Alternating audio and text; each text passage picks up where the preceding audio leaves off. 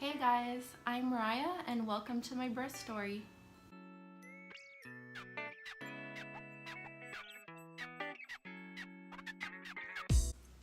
So I wanted to start off this video by saying that my pregnancy went pretty smoothly. I didn't have any big problems or anything. There were a lot of symptoms and aches and pains that I was not expecting, but everything went pretty well. The baby was doing good and I was fine. When I hit 40 weeks, I was fed up. I was so hot all the time.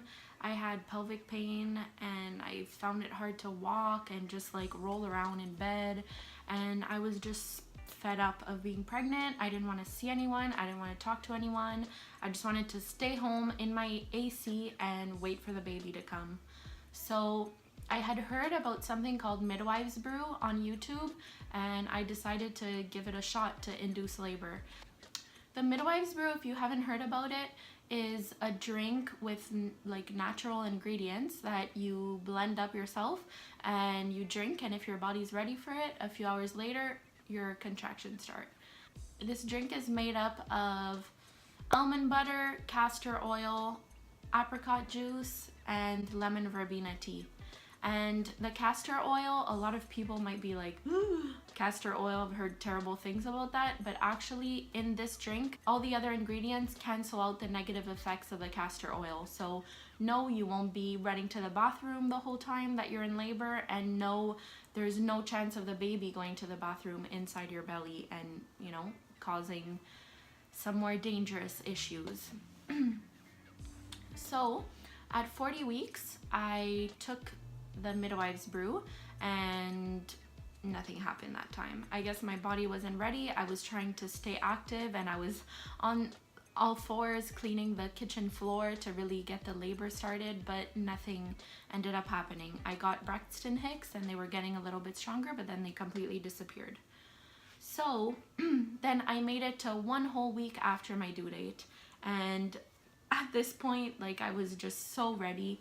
I was 3 days away from being induced medically, so I really wanted to try to avoid that. I really wanted to try and have a natural labor with no epidural, so I knew that would be harder if they would give me Pitocin or whatever to get it going.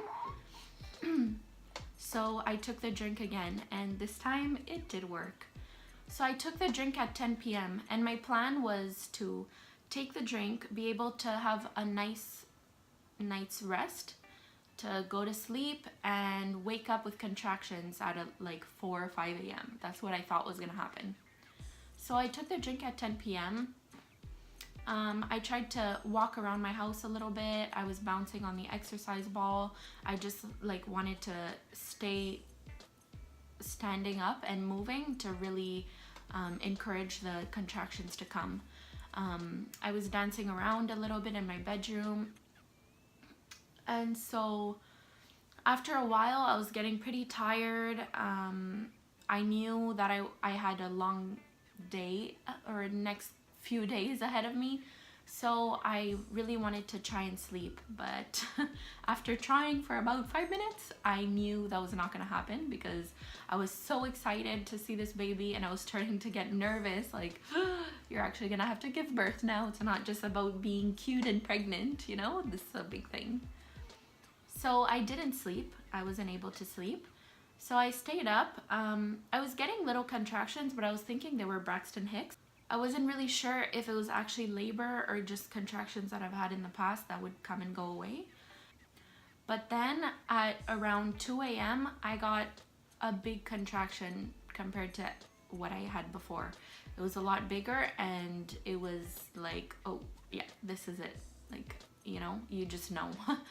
So I got that one, and then I got another one that was pretty painful too. So those two first ones were pretty painful, and I was kind of shocked at how bad the first ones were already. So I looked at my boyfriend, I said, you have to call my mom, because she was gonna be with me in the delivery room, and she wanted to be with me while I was in labor. So my mom got here at around 3 a.m. and by that point, my contractions actually had slowed down. and were not as strong as those 2 first ones, so I felt really bad that I made my mom come here in the middle of the night. I was still getting contractions. They weren't too painful. I could definitely breathe through them, and at first I could talk through them. It was just like kind of would take my breath away a little bit, but it was fine. So then we decided to keep it going. We went for a walk around the neighborhood. So we walked around for about 30 minutes and I was getting contractions while I was walking. So it was definitely progressing, you know? Then when we got home, the contractions continued, and at this point they were getting pretty regular. They were happening every about 3 minutes and lasting about 40 seconds each. So I was thinking like, okay, I'm getting closer, like this is good. It was regular for about an hour, and then all of a sudden they just completely changed. They were irregular, they were lasting different times, they were happening at different intervals. It was just like all over the place, but they were still getting stronger. So I decided to come to my bedroom and just kind of walk around and just calm myself down to get ready for the delivery, and my mom was just waiting on the couch. So I tried a few different techniques to cope with the pain because it was getting stronger.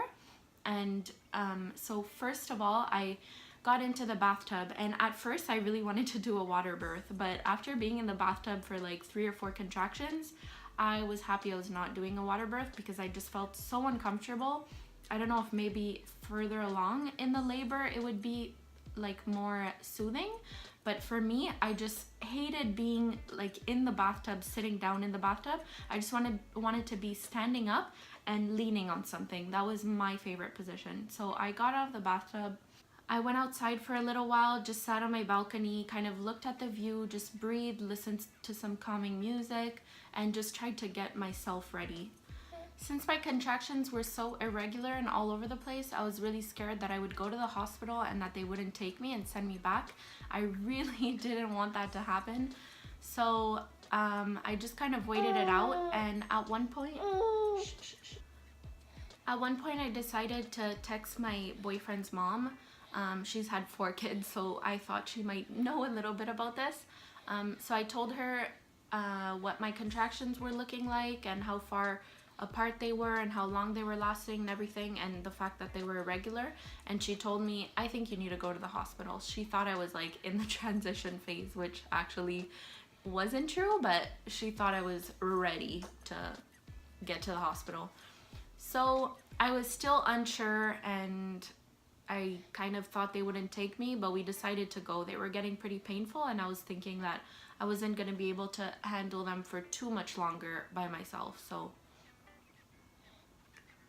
So we went to the hospital. Thank God it's really close, but it was pretty painful, that car ride. It was so annoying having the contractions, having to stay seated.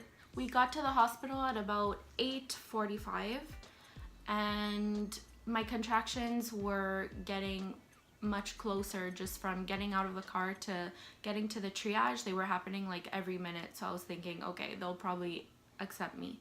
So then we get there, I'm getting contractions, they're making me fill up a bunch of papers, whatever. So finally we go inside and they check me for the first time. And I was thinking like, okay, I must be at a 5 or something, because it's like the contractions are really picking up and the pain is getting stronger and everything. But they checked me and turns out I was only at a 2.5. And at that point I felt like crying. I really was pretty discouraged by that, and I really didn't want them to send me home. They told me they would put me on the monitors for a bit and see how the baby's doing, check the contractions, and see if what they would do after that. The contractions at this point were still bearable, but the fact that they had me sitting in this chair with a bunch of things strapped up to me was so uncomfortable, and every time I would get a contraction and move a little bit from the pain, the monitors would move around and a nurse had to come in and fix it every single time. That was not fun. So then after like about 15-20 minutes, it starts getting really painful. And I'm thinking, oh, I don't think I I don't think I could do this without getting the epidural. This is way too painful. I still have so many hours ahead of me, and already I'm starting to not be able to handle the pain so well.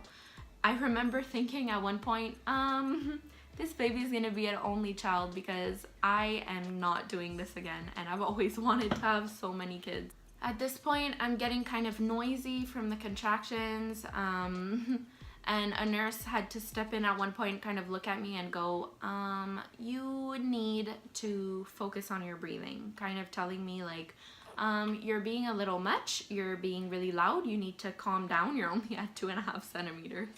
But then they decided to check me again, and turns out I was at 6 centimeters. So in a span of like 20 minutes, I went from 2.5 to 6 centimeters. Like, no wonder I was not handling the pain and not breathing so well. After checking me, they leave me in the little room. I'm still not in any kind of delivery room. Like, we're still at the triage. I'm not like fully admitted into the hospital, I guess. I'm just right next door from where they were monitoring me. The nurse said that she would go get the doctor, and if I wasn't dilated enough, that they would have me walk around just to kind of progress a little bit more before admitting me and before they would be able to give me the epidural, because I was like starting to scream for the epidural, even though I really wanted to go natural. But at this point I was thinking there's no way that I could handle this by myself. So since I'm so far along and I am technically ready to get an epidural and to get put into my delivery room, the nurse leaves and she contacts a doctor, and she leaves me and my boyfriend in this little like examination room. And before she leaves, I tell her, I feel like I'm in a poo. Like, I really felt like I was about to go to the bathroom right there, you know? And she looks at me and she's like, oh, that's totally normal. A lot of moms feel that when they're in labor. That's fine. That's just the baby coming down. You'll be fine. So I'm like, okay. During this time, I'm really starting to freak out. The pain is getting unbearable. My boyfriend is there. He has no idea what to do for me. Like, obviously, I didn't even know what to do for me. And I told him at one point, like, I wish I could just pass out so I wouldn't have to feel this pain anymore. Like, it was just starting to be way too much for me. And so I started getting a little bit vocal, screaming and swearing and stuff. And at one point, my mom's on the phone with my brother or my dad or something, and she hears me screaming from the other room, and she says, I think I need to go because I could hear Mariah screaming. So she comes in, a bunch of people rush in, and I'm saying, oh my god, I feel like he's coming out of my butt. I feel like he's coming out right now. He's coming. I'm screaming this. Do something, you need to do something. It's too painful. I need an epidural. I need something. I need some kind of medication. I'm telling my boyfriend, like, tell them to do something. You need to tell them. They need to understand that I need something. It's too much. I can't do this. The nurse decides to check me again just in case, and this is like just a few minutes after she checked me and I was at a 6. So she checks me and she realizes the baby's coming. Like, I guess I was at a 10 already. So they bring in a wheelchair for me to get to the delivery room, and they tell me to sit down, and I look at it like, are you sure I could do this? Like, I felt like I was gonna squish my baby's head, you know? Yeah, they're like, it's fine, sit down. So then I sit down and they're pushing me through the halls, and I remember screaming like an insane person. Thank God that it looked like there was no one there in the halls. Like, if another pregnant woman had seen me screaming like that, she probably would have been so freaked out. So I'm happy there seemed to be no one there. So we get to the delivery room and everything is so unprepared, obviously, because it's so last minute, so unexpected. So we get close to the bed and they tell me to get up, and the doctor tells me, don't push. And I'm thinking, what do you mean don't push? He's coming out right now. Like, I'm not doing anything. He's coming out. So then she tells me to get on the bed, and I'm like, oh my God, like, do I really need to get on the bed right now? My baby's head is coming out between my legs. I don't think he was actually coming out, but that's what it felt like. And so they get me on the bed, and right away I just need to start pushing. Like, the doctor first of all wasn't even the doctor that was supposed to be there for me. She was just a doctor that happened to be in the hospital that was like on duty. So she sits down on the foot of the bed, which if you've ever given birth or you know what I'm talking about, the bed is supposed to collapse down where the feet are so that the doctor could get like right up in there, and your feet are supposed to be up on these stirrups so that you're completely, like your legs are completely open and it's easy for the doctor to see what's going on. But there was no time for that. So my mom had to hold one of my legs, my boyfriend had to hold the other, and there was, the backrest was completely down. So I had to like really pull my neck up, and I ended up kind of straining my neck. So then they just tell me to start pushing, and I'm at this point screaming hysterically. I'm so out of it. I'm not able to focus. I'm just really thinking about this pain and screaming for it to go away. Like I just really couldn't handle anymore. I remember pushing on my boyfriend's arms so hard, kind of like, just take my pain away, you know, like I just couldn't handle anymore. And I kept saying, mama, I can't do this, I can't do this. Kept looking at my mom like, help me, you know. And so then they just tell me to push. I just couldn't really focus on pushing because I was so focused on the pain. So I was pushing a little bit and then screaming and moving my head around and just kind of not being into it. And then my mom told me that at one point she just grabbed me and looked at me right in the eyes, and she said, your baby is right there. I could see him, you know, kind of like to encourage me, like, you need to calm down. He's right here. He's gonna be here any second now. So I don't really remember hearing that, but I do remember that at one point I just kind of thought to myself like, okay, you need to just push. If you don't push, it's gonna take longer. You need to just push and it'll all be over. So I'm there pushing, and at one point all I could hear is push, push, push, push, because turns out the doctor was telling me to push, and turns out my boyfriend was like, oh, okay, well, I'm gonna say it too. So I was hearing push, push, push, push, push from everyone, you know.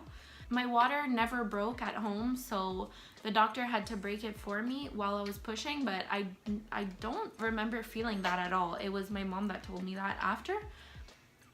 So yeah, actually a little detail I forgot to mention earlier is that I'm actually strep B positive, and my doctor told me that if my water broke at home, even if the contractions hadn't started, that I had to get to the hospital right away, and they had to hook me up to antibiotics at least 4 hours before giving birth, and that every 4 hours they kind of had to like renew it or something like that. And I was really not looking forward to that. I didn't want to be strapped to anything, so yeah, but it turns out since my water never broke and since it went so quickly, they just never had time to do that. Everything turned out fine. So after pushing for like, I don't even know, probably just a couple minutes or something, usually they say that you kind of push with your contractions. So you get a contraction, you push through it, then you stop, and then you take a little break, and then when the contractions start again, you push again. There was no time for that. There was no time at all between my contractions. Like they were just one on top of the other. So I was just pushing and pushing and pushing until my baby came out without a break. So yeah, then he finally came out, and it was just like such a relief. Like all of a sudden the pain just stopped. They put him on my chest, and I was just completely in shock. Like, what just happened? Did I really do that? Like, oh my god, that was so fast. That was so painful. What's going on? Oh my god, my baby, like everything. It was just so much to handle. I was so shocked. So overall, I'm so happy about having taken the Midwives Brew because it gave me the opportunity to go natural and not do the epidural, which I'm not really sure I would have been able to handle it without the epidural, although I have heard that with the Midwives Brew, it is a lot quicker, but the contractions are definitely more painful. But since it went by so quickly, I wasn't exhausted at all, and I wasn't exhausted through the pushing. I wasn't exhausted from the contractions. I was fine. Even though I hadn't slept all night, I was doing pretty good. So I would definitely take the Midwives Brew again for my future children if I'm lucky enough. I'm not recommending the Midwives Brew for anyone. You guys, I'm just telling you what worked for me and what I would like to do in the future. But Please talk to your doctors and do your proper research before trying this yourselves. So my baby was out at 9:47 a.m., which is only 1 hour after getting to the hospital. So it only took 1 hour to get from 2.5 centimeters to 6 centimeters to you're ready to push to the baby's out on your chest, all in 1 hour. All the nurses and the doctor, and there was also a student doctor there, they were completely shocked at how quickly everything happened. Here's my baby boy Lennox, by the way. He's 3 months old now. Anyways, I hope you guys enjoyed this video. If you have any questions about the Midwives Brew or anything else, feel free to ask me in the comments. I'll leave the recipe in the description box just in case anyone wants to check it out, but I do suggest that you do your research. Stay tuned for more videos. I really want to make more, so subscribe if you want to see them and give a like if you enjoyed the video. Thanks for watching. Bye!